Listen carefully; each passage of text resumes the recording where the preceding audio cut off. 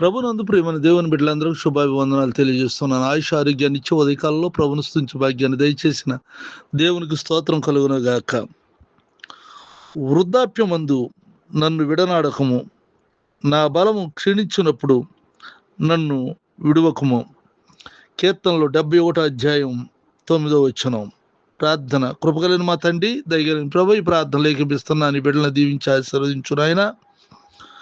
వృద్ధాప్యమునకు వచ్చి ఈ ప్రార్థనలో ఏకీపిస్తున్నటువంటి వారు ఎవరైతే నా బలం క్షీణించినప్పుడు నన్ను విడవకము, ఎడబాయికము అనుకుంటూ బాధపడుతూ ఉన్నారో, ప్రార్థిస్తూ ఉన్నారో, అట్టి వారికి వారి ప్రార్థన జ్ఞాపకం చేసుకుని దీవులతో నింపండి.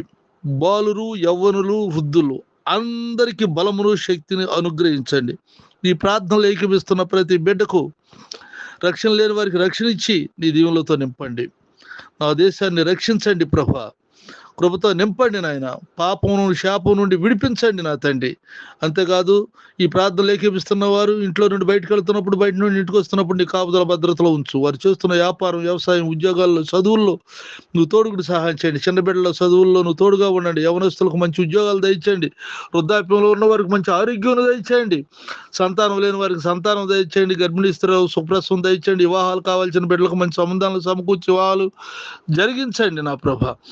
అంతేకాక నా తండ్రి నాయన, బలహీనులకు బలమును దయచేయండి. అప్పులు, ఆర్థిక సమస్యల్లో నుండి విడిపించండి నీ బిడ్డలను. కృంగిన వారిని లేవనెత్తండి. నీ దీవులతో నింపమని, నీ రాకడ కొరకు సిద్ధపరచమని యేసుక్రీస్తు పరిశుద్ధ నామములో ప్రార్థిస్తున్నాను తండ్రి. ఆమెన్. తండ్రి దేవుని దయ ప్రభువైన యేసుక్రీస్తు వారి కృప పరిశుద్ధాత్మకు సన్నిధి నిత్యం తోడైయుండుగాక. Amen, amen.